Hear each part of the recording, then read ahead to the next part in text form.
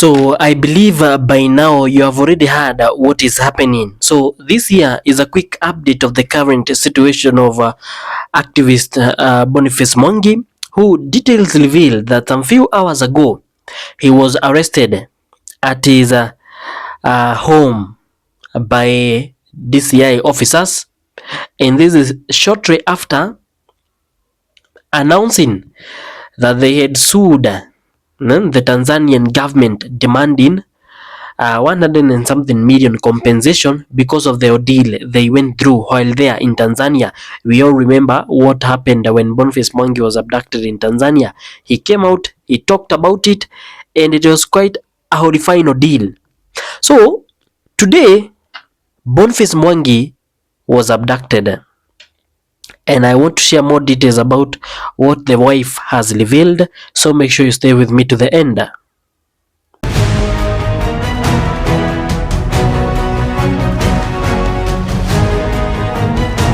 Welcome back, ladies and gentlemen, to another video where we will be covering something about BONIFACE Mwangi.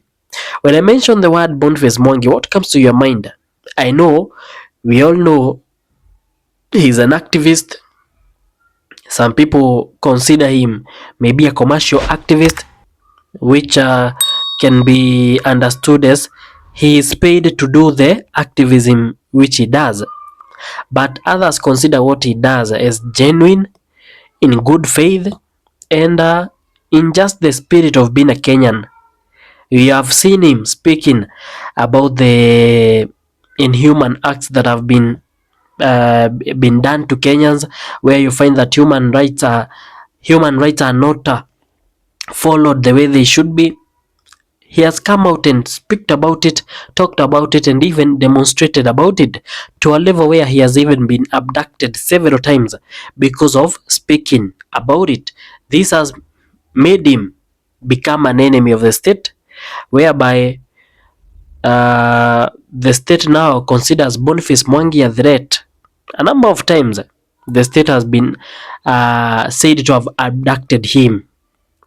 So BONIFACE Mwangi is a word that I believe most of you have heard, is a person that I know most of you have seen, and he was highly involved in the Gen Z anti-finance bill protest in the last year, June 25th, or the June protest of 2024. According to details, activist BONIFACE Mwangi, the reason why I've brought this update is because it's trending across different social media platforms, and it's my duty to inform you what's happening. So if this is what is happening, I'm going to tell you about it. So activist BONIFACE Mwangi arrested at his Rukenya home. So BONIFACE Mwangi has a number of homes, and today he was at his Rukenya home together with his family, and out of nowhere, some officers from the DCI just appeared at his compound and demanded that they wanted to go with BONIFACE Mwangi back to their HQ. So this one today, it's an arrest. We are not going to refer to it as an abduction because the officers introduced themselves. They said where they come from. They said who they wanted and the reason why they wanted him. So we are going to see the reason why they said they wanted to go with BONIFACE Mwangi. They also mentioned where they were going to take him. So if a police officer comes, introduces himself, says the reason why he wants to go with you or to arrest you, announces where he is taking you, that's not an abduction. So this is an arrest. So kindly, ladies and gentlemen, before we continue, let me first of all welcome you. If this is the first time watching a video from this channel, this is Duffy Updates, a place where we bring to you latest political news, well detailed and well explained. You can kindly, freely join our community by clicking the subscribe button under this video.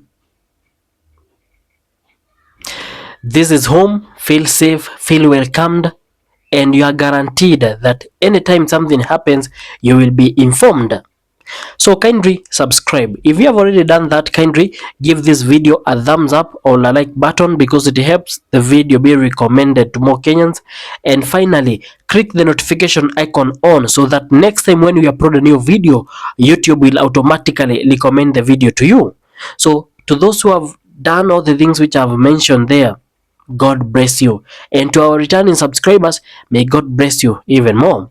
So let us continue with our update. So I had revealed that Boniface Mwangi has been arrested at his Kenya home.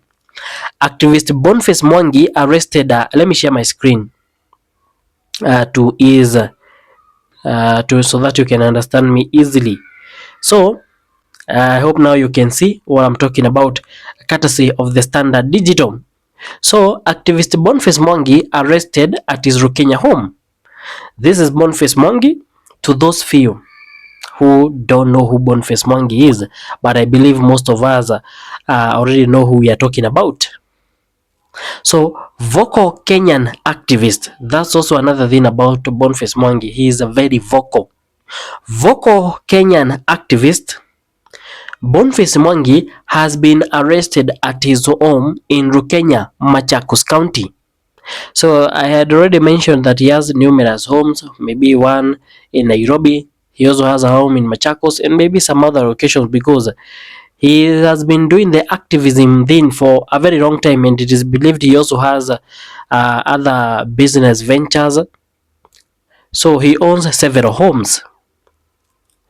According to his wife, who goes by the name Njeri Mwangi, the activist was being taken to the Directorate of Criminal Investigation (DCI) by officers who also confiscated his electronic devices. These include phones and laptops. When I talk about phones, it's not one phone, it's a number of phones. So the DCI officers who went to get hold of him confiscated his phones, and it is also believed laptops. They also revealed that they were going to take him to the Directorate of Criminal Investigation, maybe for questioning. So these are the words from his wife. And the wife went ahead and noted, the police have come to our home in Carriage Base.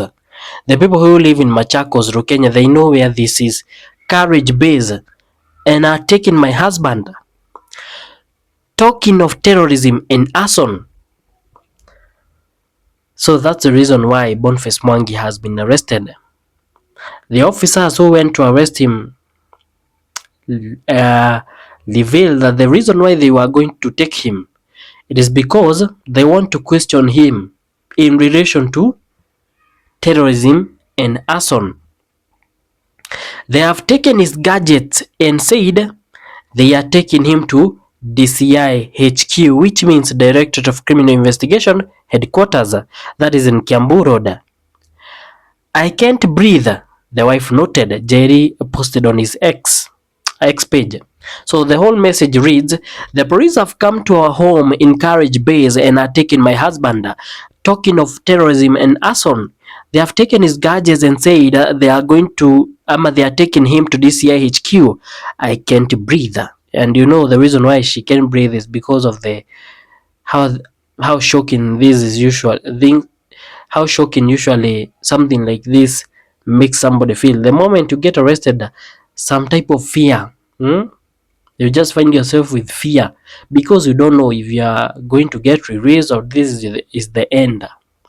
And there also something else that might make somebody have a lot of fear, like Boniface Mwangi's wife, is because you don't know if you're going to see your person again. We have had scenarios and cases where people have been arrested never to be seen again.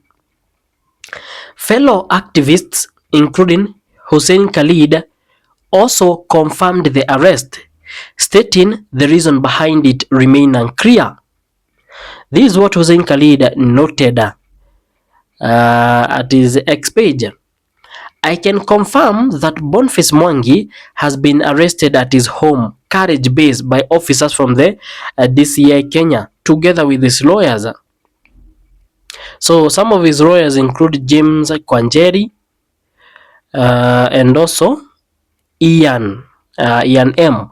We are following up to understand why, and she went ahead and noted some hashtags, including hashtag free Boniface Mwangi, which is currently trending on X.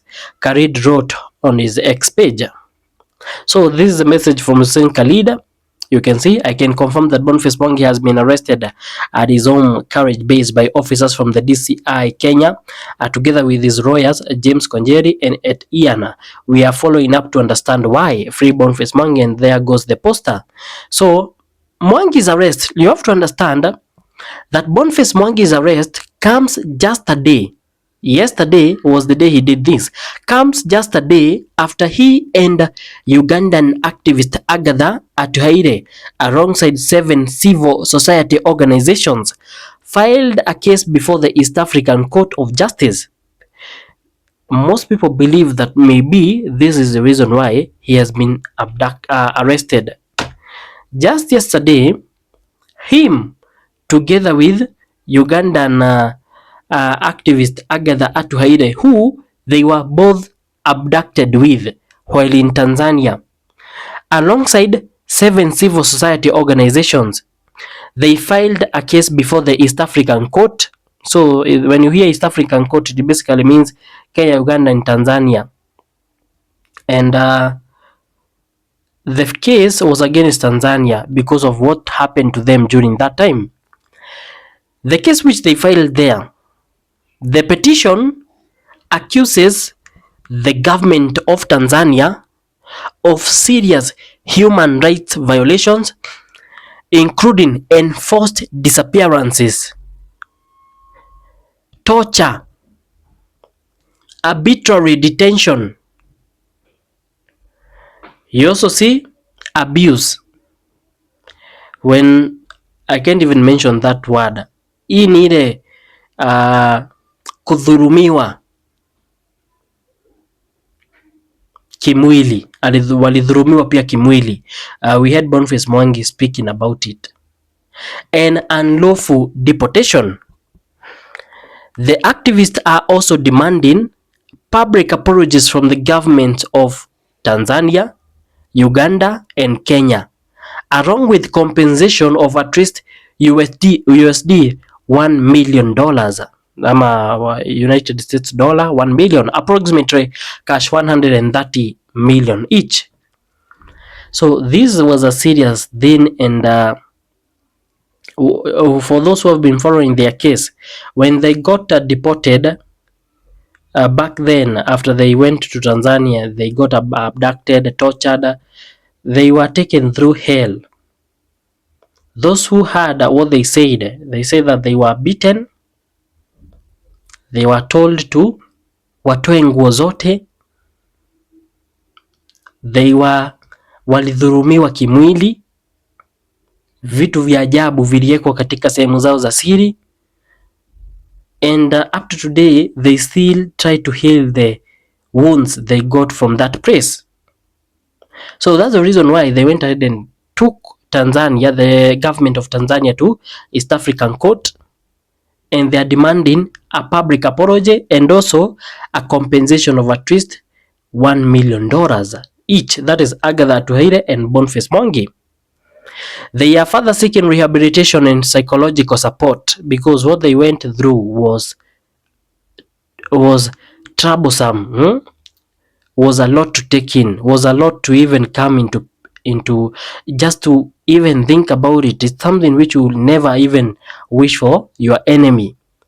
In May, Mwangi and Atuhaire were reportedly abducted from their hotel in Dar es Salaam by unidentified individuals. They were taken to the immigration department and later to the Central Police Station before being transferred to an unknown location where they were allegedly tortured na pia wakadhurumiwa kimwili. They were eventually dumped across the Tanzania border, Mwangi into Kenya and Atuhaire into Uganda. The two had traveled to Tanzania to observe the treason trial of opposition figure Tundu Lissu. So this is the wife to Boniface Mwangi, and she has gone quite through something, because every time her husband gets abducted, now and then arrested, and the cases are too much. So these are cases which people are continuing to follow, and if anything comes up, I'll be here to update you more on it. So kindly, ladies and gentlemen, thank you for watching. Kindly, before you go, join us by subscribing, liking this video, and clicking the notification icon on. I'll meet you in the next one. Bye bye.